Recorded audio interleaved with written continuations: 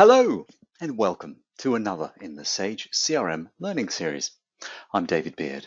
I am the CRM principal for Sage CRM, and I look after the product around the world to ensure that we get the good messages to you all, if you're either a prospect or a particular user of Sage CRM, to show you the breadth and the usage of the features available within the product.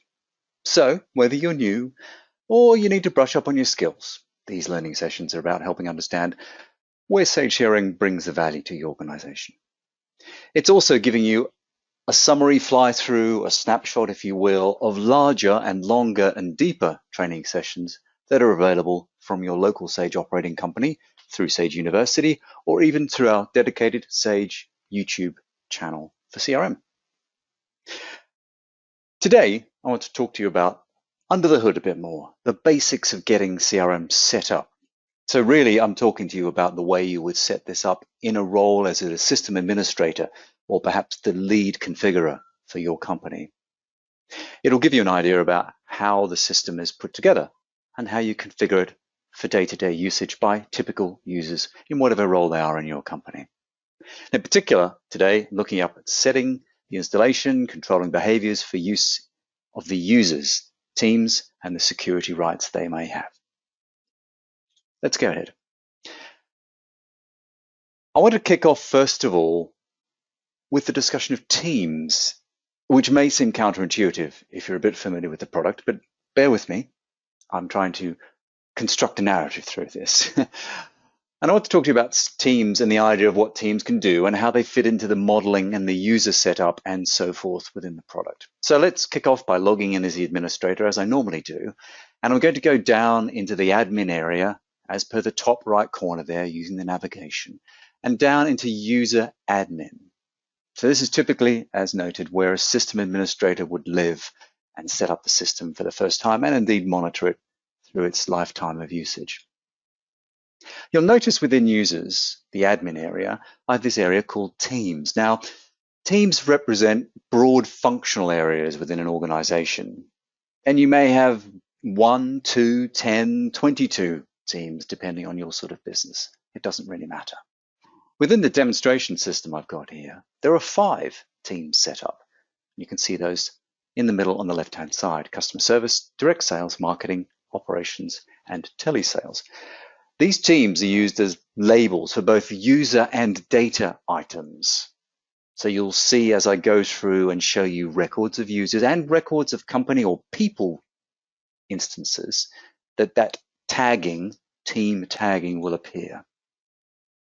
Teams form part of the overall rights that a user has. So if I log on as a typical user, just to prove this to you, and I log in as my favorite head of sales, Susan May, and you'll gain access to her data. Now, I've come to the My CRM area. You'll be familiar with this if you've attended any of the previous sessions. And in particular, I'm looking at the opportunities for Susan May in the My CRM area. Now, a user is able to see an item of work, in this case, an opportunity, because they are within a correct team. So if you're in direct sales and the item of work has been assigned to the direct sales team, then she and other members of that team should also be able to access their data. Now, there is the overlay of security profiles, which I'll come to a bit later on, that also complicates and or obfuscates the data, but we'll talk about that in a moment. There's also another feature which I want to look at called territories. By the end of this, I promise that if you've not seen this before, you will be somewhat confused. That is the reality of listening to something the first time, but I would encourage you to dive deeper into the extended training I mentioned earlier and the help files, which are always available. For now, stay with me as I talk you through the concept of teams. Now, you see Susan here has a number of opportunities, 8 in this case, listed there. And they're assigned to her, and she's a member of direct sales, as I said. So if she was to navigate into the team CRM area up the very top there, you'll see I can go and have a look at the team view of opportunities and go in that way. And there are now 46 opportunities. Now, she's seeing that larger group of data because all this data is in the same team, or in particular, the team that she has a permission to view. So you've got this layering there of My CRM teams and Team CRM teams. Individual items of data are often marked as belonging to a team. So here I'll navigate to an individual opportunity, first by starting in a company record, good old Gatecom, our favorite company record, and looking down at the opportunities associated with Gatecom. And you'll see here how this opportunity, 120 user expense system, you can see at the top of the screen there, is highlighted as belonging to the direct sales team. So you can see how this individual opportunity is managed and under control of, access from the team constraint, as well as being assigned to a person itself. Now, as well, teams can be used to manage actions within a business process. So we've talked before and shown the concept of workflow in action. And on the right-hand side, I'm highlighting a workflow that's running right now. And this example, the team assignment can also be made available or controlled by the workflow or the business process engine. So in this particular process engine, I could reassign this opportunity. And one of the actions available to me in this step of the business process is to reassign the team. So that's a particular design of a workflow available to me as a user that I can do something with. I can assign it to a new team. So in real life, that could be you have maybe a direct sales team, an indirect sales team, a field team or in-house team, something like that, or it even could be regional, but we'll talk more about regions when we talk about territories. So let me save that data and return to the sysadmin area because I want to look at the setup of the team now. And in particular, I'm going to create a new team and play with that a bit just to cement the idea in your mind. By the way, it's quite straightforward to create a team. You just go in, as I have here, and go create a new team, give it a name, save it. What's interesting in here and why I've highlighted this is this concept of what we call broker rules. This is kind of a sidebar, but interesting conversation about teams. Broker rules you can use when you're creating tasks for a group. So an example is, you have, say, about a bunch of outbound calls, telesales calls to do. You don't necessarily want to assign them to a person. You want to assign them to a team. That would make sense. And then you can control the way the team works using these rules. You can use what we call queue or round robin broker rules. And where it comes into its own is a bit like the marketing example, as I talked about earlier there, where you can assign a set of tasks using a broker rule. So here we go. Let me do this for a user called Brian Little. Now I'm going to log in as Brian. Now Brian heads off into his search screens. He finds a set of data. In this case, he's come to his My Opportunities screen, like Susan did earlier.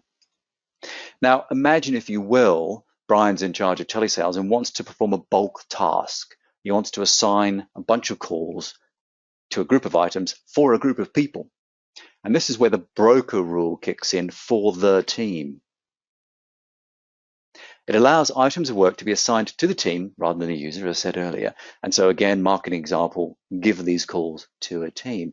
And what these two types of rules allow you to do is the example shown on screen here, round robin, is it allows you to set, left-hand highlight there in the red box, the number of calls per day evenly distributed to all the users of that team. And you can highlight the days that works on. If you have a queue broker rule, it's the number of calls per day per team. So before it was per user within the team, this is the queue one, which isn't on the screen, is per the team. So there's a subtlety there, and the reason I kind of just sidebarred the conversation is it is a useful way of highlighting the value of teams beyond the obvious thing like people in certain teams see data or don't see data. It's a nice little extra feature. So if you have something where you need to do bulk allocation of activities to teams of people, that's a useful extra thing to do. But I digress. Let me come back on to more of setting up, getting the basics right for users and security. Let's explore the creation of, first of all, user templates, and then we'll talk about individual users. Unsurprisingly, user templates are a way of setting things up in bulk. I'll log back in as a system administrator again into the admin area for users, and you'll see I have several options for creating a user. Now, I could manually add a user, top left corner, new user. I could import a batch of users if I have something like Active Directory, but I want to look at facilitating adding new users via a template first of all. So you can see if I click on new user, I have the option to select a user template, bottom left, left-hand side, third one down, user template there. And I can preset or take on the characteristics of a set of users when I create a new user.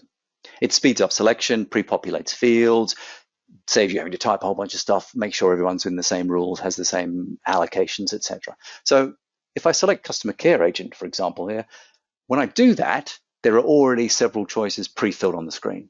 So it automatically says, well, they're going to be in the customer service team. That stands to reason. And maybe we've decided that the territories worldwide because the customer service team work across all the territories of the business. Doesn't matter whether it's east or west or north or south or Europe or America, as my example would say. Now, obviously, we need a lot more information here, partly as you can see, because a couple of those fields there have blue stars on them, and you know that blue stars means mandatory fields. So let's go through the rest of the process now. So I'm going to come out of come out of the new user screen and look at the creation of the template itself first of all, and that's down the bottom right corner. Now I can do a new user template, and let's have a look at the process. So I'll click on new, and it allows me to create a new template. I can also base a template on another template. So again, speeds up the process if you'd like to. And what I'm going to do is actually create a new class of users that are called European sales engineers. And I want to base them on an existing template called sales rep, because essentially I'm just copying the profile of an existing group of people and giving them slightly different region and slightly different features as well. Now, unsurprisingly, my territory for the European sales engineers is going to be set to Europe. And I'm going to do a few other things as well. So I want to give certain rights to all this team. I want them to be able to access on a mobile device. I want them to only see their own forecasting, so on and so forth. Maybe I should make their currency euros versus pounds, as I have at the top corner, but you get the drift there. So I'm going to leave it like that for the time being. I'm happy with that. That's my European sales rep team, European sales rep template setup. Step 3, or the last of the setting of the template, is some other sort of finessing as well. So here's my chance to change the currency, the top box there. And also I can do other things. So for example, maybe I've decided I'd like to have solutions in my CRM available to this group of people, which they weren't in the other template, because the Europeans, they like to have access to the solutions as well. And perhaps I'm going to give them a slightly different default email template. And that would make sense too, because maybe if they're operating out of a European address, you perhaps want this signature in that email to be the European office, not the American office. I'm going to save that. Excuse me. This is the one day I'm doing this without a glass of water. Having saved that, I've then got this new template available to me to go ahead and use for any new user I want to. And that becomes ready to go. So now, when I do get to finally creating the new user, up the top of the screen there, new user setup, step 1 of 3, I'm going to pre-select the template, European sales engineer. So that's how you take the idea of a template, which presets a whole bunch of things for you and gets that moving. Just to kind of reinforce the learning, but in a slightly different way, I'm going to do a different template to make a couple of extra points. I'm going to set up a brand new user. He's called John Smith. He's joining my demo company, Panapplied Technology, as a customer service rep. So I'm going to use the customer care agent template here. So I'm in step 2 of 3 of setting up the new user. Having typed in the initial inflow and clicked continue, this step 2 is prompting me to add a few more things, right? So I'm going to check and add some more information. Now, John's primary team probably should be the customer service team. That's good. I think I'll set that up correctly. To complete his profile, John also needs access to all his own cases and tasks and appointments. So I need to ensure that he can see his My CRM list, because if you didn't have that, by the way, you just wouldn't have anything. You wouldn't have a view of what to do. which he might think was good, but not necessarily very productive. He also needs access to the current activity for the customer service team. So you have to set team list to be the user's team as well. And finally, if you wanted to run in reports, and we do, because he needs to be able to not only do the work, but see how productive he is, you need to give him access to what we call enterprise reports. And there's various other things you can do as well to make his life easier, like auto log him into a particular area. In my choice, I think log him into his case list first thing in the morning. That's probably a good place as any to start. Should he have a pipeline view of the work he's got to do? Why not? That sounds like a nice thing, and so on. And you'll see there's lots of things on the screen there. What's the date format? What's his time zone, et cetera, et cetera, et cetera. Now, again, bearing in mind where I've come from, you could have preset most of these in the template, and that would have been great. And then when you come to set a new user, you could actually just rip straight through this, and most of it would be done. But you do have the opportunity just to tweak one or two things depending on this particular user. And here's what happens when he logs in.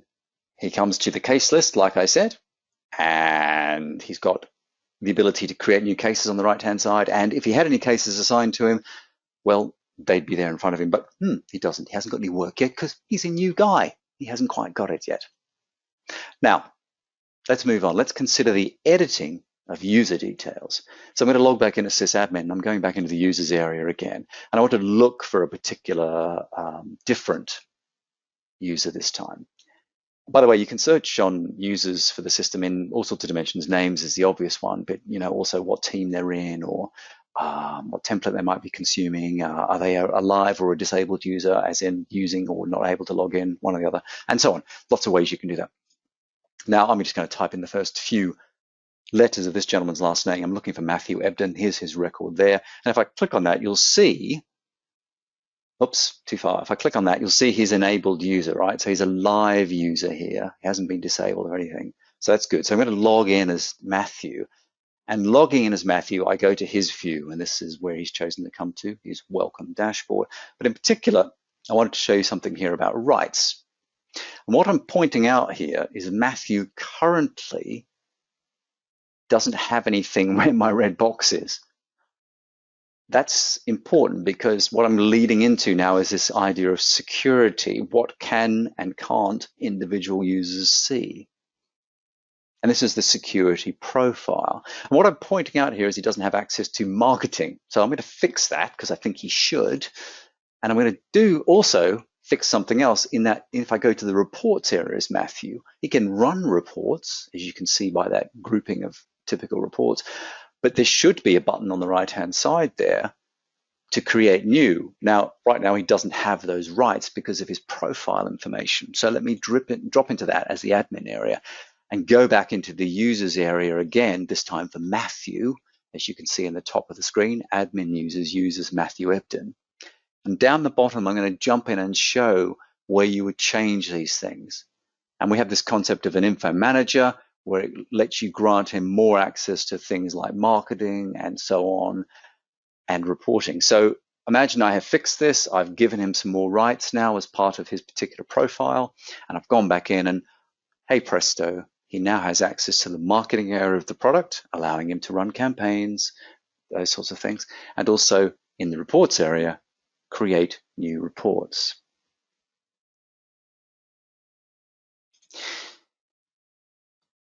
And that's the importance of the user templates and the security things working together. Now, the other thing that comes up a lot, usually when I talk about security around about this time, is people say, but what happens if someone leaves the company, or he changes role, or she changes role, something like that. And what happens to the data in particular? I can understand I might change their password and they couldn't get in, great, but what about the data? Okay, so if I look again as Matthew Ebden and I navigate to his opportunities, you can see I've got 19 opportunities right now, and they're all in progress. So things are still live with these particular sales opportunities and companies he's dealing with. Now, I want to be able to disable this user, Matthew, so they don't take a license up, and I can maybe allocate it to somebody else. But I also want to keep the work, the opportunities, the communications, etc., that has been associated with Matthew, and take all the open work still to be done and allocate it to new user. So First of all, let me log off as Matthew and go back into system administrator mode and into this user administration screens. And you'll see I've got this concept of reassign or reassign and disable. I can just disable somebody, by the way, underneath the red box and say, well, you can't log in. But what I would like to do, because Matthew's leaving the company, is actually reassign his work and then disable him. So the reassign button gives me the option of picking another user or a team. So you can see why I'm threading teams earlier than perhaps makes sense. This is why I do this in this way. I'm going to reassign the work, and I have a choice under the red box about what exactly I reassign and how much of it. So I'm going to give it to Keith. And maybe I want to reassign the company and the people to Keith. I don't want to pass over cases because Keith doesn't do cases. He's not really interested. He's only really interested in communications and opportunities. And in particular, I just want to pass the stuff that's in progress. If it's lost or closed or completed, don't care. Just want to get the stuff that's live and happening now and push it over to Keith. So I'm left then with all the data that's been finished, completed or otherwise, lost or won, attached to Matthew, but the live stuff moving on. So there's some nice auditability going on here, as well as the process of handing data through. And when I do that and I go ahead, the system says to me, well, this is what I think I'm doing for you. Here's your last chance to say yes or no. These are this many records of people, companies, and opportunities. So 262 companies, 19 opportunities, or 19 you remember from the earlier screen, so that stands to reason, and 24 contacts. So let's do that. And I've moved them across, and I've logged back in as Keith. You can see up the top there, my CRM for Keith Rogers, or Rogers Keith, as I've called him for some reason there. He's now got the 19 new opportunities, which you've seen, if you remembered any of them, were actually previously handled by Matthew Ebden. And guess what? If I log on as Matthew Ebden again, suddenly he has no work. So if he hasn't been told he's leaving the company yet, maybe this will trigger it for him. And of course, as admin, I could also go ahead and disable his account too, which means the next time he tries to log on, there's the end of the story for Matthew as a user of CRM. So a simple way, but actually quite a lot of work that the system is doing for you to both keep a track of somebody who was there, but also move work on if you need to. So that's a little bit about users, there's a little bit about templates and how you set up templates and set up users from templates, and a touch about teams. As I noted earlier, let me talk to you now about this idea of the data in the system, this is system-wide, being managed or governed by what we call territories. This will, I promise you, if you've not read about or heard of this before, will bend your mind a bit the first time. I remember the first time I learnt about it, and I had to go back and read it several times. It is both incredibly clever, well, it is incredibly clever, simple yet complex at the same time. But it does give you tremendous flexibility in the way you manage data for people, teams, and a whole lot more. So let's go ahead and let me talk about this idea of editing, creating and editing a security territory in Sage CRM. I'll log in again as administrator, and I'll go into the admin area one more time. But I want to have a look again at how the users have been set up before I dive deeper into the territory thing. So what I've done here is I've done a quick return of all the users in my system, 22 records I've got, and I've highlighted just a few there with the red boxes. You can see there's a user there at the top called John Finch. He's in the US East territory, the right-hand part of that red box. I've also got Brian Little and Susan May in the bottom red box, and they're in the US West, well, at least Brian is, and Susan May is in a different one called US and Canada. No prizes for guessing that perhaps US West and US East form part, I should say, of a larger territory called US and Canada. And remember too, I've talked about Susan May being the sales manager for the whole region. This is what's known inside the product as territory or territory structure. Here we can see this is arranged in a hierarchy with worldwide territories. So here's my example. So I've gone admin, users, security, territory. And at the top there is the world. And then underneath that, there is US and Canada. And under that, then we've got East, Central, West, and Canada. Now, hierarchies can be geographical, like you're seeing at the top of my box on the left there. They can also be functional, as you're seeing at the bottom, marketing. So you can use this as an opportunity to run a hybrid security or territory structure. It's not uncommon. We see a lot of our customers doing that. Most of the time, it's heavily weighted on geography. Let me switch over and see this from the perspective of these users. First, let's look at Brian Little. Now, remember, Brian Little is US East. I think that's right. Or is it US West? No, it's US West. Brian Little is a salesperson belonging to the West Coast territory. And as you can see on the right-hand column, all of his opportunities are tied to the US West territory. So he would only see data in his territory. And that's what he looks for. So by default, no matter how wide he makes his searches, give me every company in the database that I can see, he will only ever see stuff that's in US West. And you see there are 106 companies that are marked inside the US West territory. Notice too, there's one in there called marketing. So that's a hybrid thing. I won't bore you with why that's there, it just is. But if I log on as John Finch, he's East US or US East, and have a look at the companies, you can see he's got 213 companies and they're different companies. Just to prove a point, let me try and look for that magic company we always use called Gatecom. So in the company name, underneath the top line, I've got company name Gatec, and I've pushed find on the right-hand side. There's no data return. Why? Because Gatecom is in the US West territory. So from the perspective of this user, there's nothing called Gatecom. But if I do the same as Brian, the other user, I can, because Brian is in the same territory. And for completeness, if I log in as Susan May, remember Susan May sits above at the US and Canada, hence the highlight in the black box. She can see both US West, US East, and indeed US Central data. So if you're in a business where you have that geographical and thus functional split, and you want absolute Chinese walls between them, you can do that using the built-in security matrix of the product.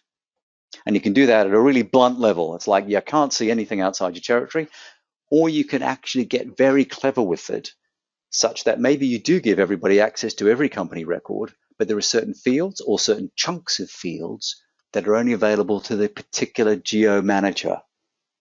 So that's a possibility as well. And that's why I say the first time if you're hearing about this, you'll kind of go, yeah, I think I got it, but it's very simple and it's very complex at the same time. And that gives you tremendous flexibility to run your business the way you need it.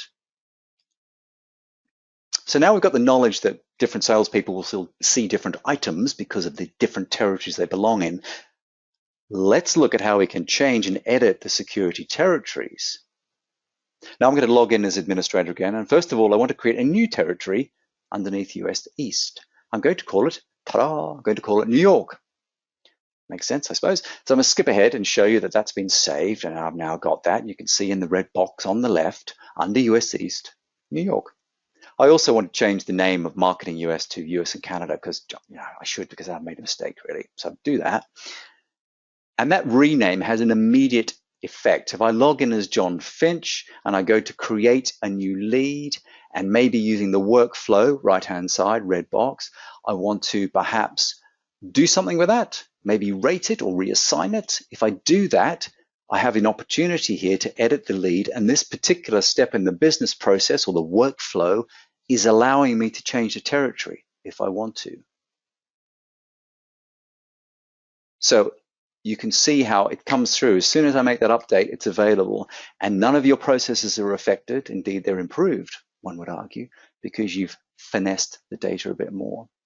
And by, say, assigning it to a different territory, it might mean that John, it is John, isn't it, I think, has decided what doesn't want to deal with this one because it's slightly outside his geo, so he gives it to his colleague down the road who focuses on just the New York City patch. And so this piece of data might actually now, once he clicks save, disappear out of his view, and is handed to someone who handles New York only. Now, I'm going to join all this together. Hold on to your hats. This is going to get scary. We're going to blend this idea of the user setup, territories, and then deeper into the whole security profiling that operates right through the product. And I'm going to do this through setting up a new user.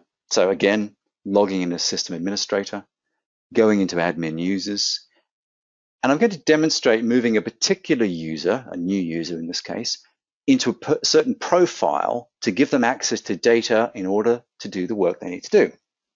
So I've created a new user, I've already done this just to save typing, called Alec Shipman. And he's going to work inside the customer service team. So Alec has been created. He's in the customer service profile area, the bottom left red box, and he's the home territory worldwide. But he hasn't, if you look across the rest of the screen, he hasn't actually been given things like team or a couple of things you can't see on the screen there, sorry about that.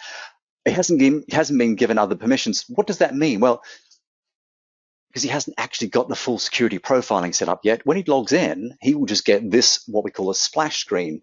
So he doesn't get to go anywhere. He doesn't get to see data. And up the very top, you see the only thing he's got to do is just run reports. So not a great user experience so far, because he hasn't been linked to a profile or set up correctly against a profile.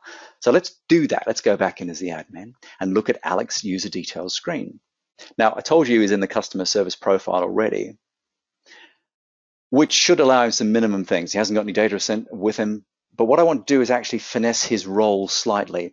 I'm going to suggest that Alec is going to have a slightly different customer service role. He's going to have the responsibility for creating and working with cases and solutions, but he's going to take on a new role as being the guy who looks after the knowledge base for the company. So this idea that you can create new items of learning, cases that have been solved, FAQs that have been answered, those sorts of things, and manage the production of those on behalf of the customer service team. What you're seeing at the top, and I'll dive into detail more in a second, this grid you're looking at right now is showing you, in this case, the default rights of the customer service profile. And I'll dwell here a bit because this is an important concept. You've got this idea that rights or security profile can apply to the main entities of the system, as you see here. So the columns, for want of a better description, but also they apply differently depending on the territory that's applied. So to give you a hopefully working example before I mess it all up with my next screen, the customer agent, service agent profile currently, if someone is assigned a case, Alec or anybody else is in this profile, they have the ability to view the record and edit the record, but not to delete it. Similarly, they can view the communications and they can view the companies associated with it. As the customer service rep, they have no access to the leads or the opportunities. That, I guess, stands to reason. They possibly have access to the people because they want to understand the people that are associated with the cases. But you could finesse that differently as well. So it could be, if it's assigned to you, you can't delete it. But perhaps in real life, if you create a case, you probably should have the ability to delete it, I'm thinking. So that's maybe something I would consider in the future. And you might have different rights as well if it's in your territory or if someone has assigned it from a different territory to you. So someone in New York has assigned you a case from outside the territory to you, then maybe you have different rights again. So you've all seen the movie The Matrix, and I talk about this as the Matrix, and this is a bit like being in the Matrix sometimes, but it does give you that simplicity but also complexity at the same time, and I think it's extraordinarily powerful. But let me move on. Let me go back to Alec. Alec, remember, I want to give him a new sort of job. It's a knowledge-based management job. So I'm going to create a new profile called Knowledge Base Editor. And right now, because I've set this up from scratch, you can't do anything, which is why Alec just has nothing going on. So by putting him in there, I should then start to do something with that. And if I drop into the Knowledge Base Editor profile, it's all blank, as you saw earlier. Here's where I start to fill it in a bit more and go, well, what do I want a knowledge base editor to do within his home territory in this example, but about the different entities? Well, probably he needs to be able to view a case. He was going to write about it. That makes sense, right? He probably needs to look at the company to understand the company it came from. And possibly, going back to cases for a second, he should be able to edit them because he might want to update or edit the information that's being captured to more fully round out the knowledge base production, the actual article in this case. And I'm thinking he probably should be able to see access to the person records that launched the case. So sort of summarizing that last couple of screens there, you can't just think of a particular thing in isolation. You've got to think about, well, if I was going to be a knowledge base editor, I would need to understand the case and possibly edit it and see the people in the company behind it. So nothing's in isolation. And I'm hoping that's a relatively simple example to drop that point or ram that point home. But you can also hopefully see that you can have all sorts of different slicing and dicing depending on whether you own it, whether it's your territory, someone else's territory, and so on, to infinity and beyond, to paraphrase another movie. If I drop back in, you can see I'm also going to do some more work on Alex's new record because I want him now to have the new profile. I want him to see some data in his My CRM list. I want him to see the user lists, etc., etc., etc. If I save that and log back in again as Alec, guess what? He's got information now. So he's got solutions and the viewing and the creating, as you can tell by the buttons on the right-hand side there. He has the ability to not only see them, but also create them. And that's what you'd expect. And you can also view person and case information, like I said. But notice, remember, I pointed out that because he wasn't in a sales role, he shouldn't have any opportunity or lead viewing, and he has nothing. And this system takes care of that right down to the level of not even displaying the ability to look in the first place, let alone giving the 0 results. So it's just taken away the ability. So you can see, depending on a user's need and a user's profile, that the system could look very much like a different place compared to Susan May or John Finch or one of the other users I've been talking about. Right, so having put all those ideas together, security, territories, users, and teams, let's take a look how all that would be also useful in terms of reporting. Bear in mind as well, as I said a few slides back, there's a lot more behind security. It goes right to individual fields if you want it to be. So I'm just scratching the surface here. I'm trying to balance gently on the fence of giving you enough to be intriguing and promoting a capability, but equally not confusing you, particularly if you're new to the product. As ever, there is lots more training on Sage U, on the YouTube channels, and of course at help.sagecrm.com. I wanted to go back into the users area briefly and look at something in terms of monitoring users in 2 ways. One is user activity, the one I've highlighted here. And user activity gives you a really neat way, very simple and quick way as an admin person to say, well, who's using the system? When do they last log in? What devices are they using, et cetera, et cetera. So oftentimes, this sounds a bit Big Brother, but quite a lot of people say, well, how do I know if my users are using the system? And I say, well, you can monitor them using the user activity screens here, if that's your thing. And from a realistic point of view, that helps you with engagement and usability, but also if some people aren't using the system, you can either kick them out or reassign them to somebody else and so on. You've also got the ability to pre-filter sort of at the top there, if not obvious from the right-hand filtering earlier. Snapshot views of current users, inactive users, all user activity as well. So you can see this example is a simple one. Who's never logged in? Well, it looks like there are 7 people apparently who have never logged in. So I don't know who they are, but maybe I'll delegate that to their line manager to say, you've got people not using the system. You might want to talk to them about it. So it's all about, I think, monitoring and controlling the licensing and the user's usability of the system. Right, the other way of doing that is in the reports area.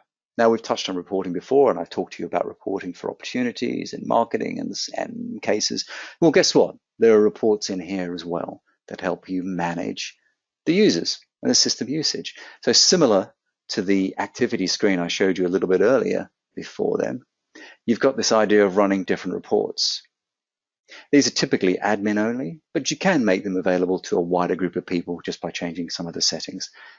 And perhaps I would run a report and I might want to look at, in this case, logged on users, and I can choose to show me maybe log on between certain dates, log on in the last month, the last week, the last year, where no one's logged on between a particular time, or whatever. So they're like any of the other reports you see. You can add as many search criteria to this as you would like. And my example there shows me logged on users, just a general snapshot. Who's the user? When do they log on? When do they log off? So that could also give you some useful insight as to who's staying logged on a lot. Maybe that means they're using it day in, day out, minute in, minute out, and who's just popping in for an hour a day and then disappearing. Whatever you need to track, here's a good way of doing that. So that's interesting, I hope compelling, but not too confusing walk through the concept of users, templates, security, teams, and profiles generally. As I said, it is both simple and complex. So be prepared if you're new to it to kind of go, huh, first time you read it, but understand the capability because it's very powerful. We have some companies, most companies use the territory management thing and team management thing to sandbox or Chinese wall data, and that makes sense for most companies. Other companies really go to town on the matrix idea, and data will come and go, will be made available to certain teams at different times of a process, depending on the need to involve different users in different geographies or different functions at different times of a process. So you can really finesse the way data is captured, enriched, closed off using the profiling tools.